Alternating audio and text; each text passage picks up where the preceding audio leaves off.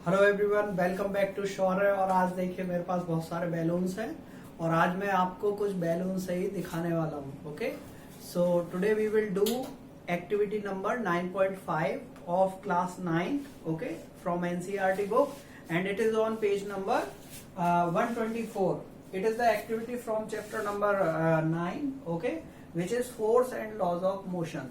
तो आज इस एक्टिविटी में आपसे बोला गया है कि बेसिकली एक बैलून ले लीजिए, ये बैलून मेरे पास है, और इस बैलून में एक स्ट्रॉ अटैच कर लीजिए और स्ट्रॉ में से एक धागा पास कर लीजिए। और जब हम इस बैलून को रिलीज करते हैं तो क्या होता है ये ऑब्जर्व करने के लिए बोला गया है। बेसिकली ये जो एक्टिविटी है ये Newton's third law of motion या लॉ ऑफ एक्शन रिएक्शन पर बेस्ड है। इस लॉ के अकॉर्डिंग क्या होता है, अगर कोई एक ऑब्जेक्ट दूसरी ऑब्जेक्ट पर फोर्स लगाती है जिसे हम एक्शन बोल सकते हैं, तो दूसरी ऑब्जेक्ट भी पहली फोर्स पर इक्वल और अपोजिट फोर्स लगाएगी जिसे हम रिएक्शन बोल सकते हैं। यानी कि action is always equal and opposite to reaction. तो देखिए कि इस एक्टिविटी में क्या होता है। तो ये मैंने बेसिकली बैलून इन्फ्लेट कर लिया और इस बैलून को मैं स्ट्रॉ से अटैच करने वाला हूं। तो देखिए क्या होता है। तो आप देख सकते हो कि मैंने एक बैलून अटैच कर लिया है और ये मैंने स्ट्रॉ से अटैच कर लिया है इस तरीके से। ओके, अब मैं इसको रिलीज करने वाला हूं। तो देखिए क्या होता है, देखिए जरा। तो ये आप देख सकते हो। तो आपने देखा बेसिकली कि जैसे ही मैंने बैलून को रिलीज किया उसमें से एयर निकली और एयर निकलने के साथ साथ तो आपने ये देखा कि जैसे ही मैंने बैलून को रिलीज किया उसमें से एयर निकली। ओके, एयर को हम एक साइड में ले लेते हैं। लेट्स से कि इधर की तरफ एयर निकली मेरी तरफ। तो बेसिकली एयर पर फोर्स लगाया बैलून ने, और जितना फोर्स बैलून ने एयर पे लगाया उसे हम एक्शन बोलते हैं। तो एयर इक्वल और अपोजिट फोर्स बैलून पर अपोजिट डायरेक्शन में लगाती है जिसे हम रिएक्शन बोलते हैं। तो हमारी एयर इधर की तरफ रिलीज हुई थी बैलून में, तो बैलून इधर की तरफ मूव करा अपोजिट डायरेक्शन में। This is the clear evident of Newton's third law of motion. यानी कि एक्शन और रिएक्शन दोनों इक्वल और अपोजिट होते हैं और दोनों अलग अलग ऑब्जेक्ट्स पे लगते हैं।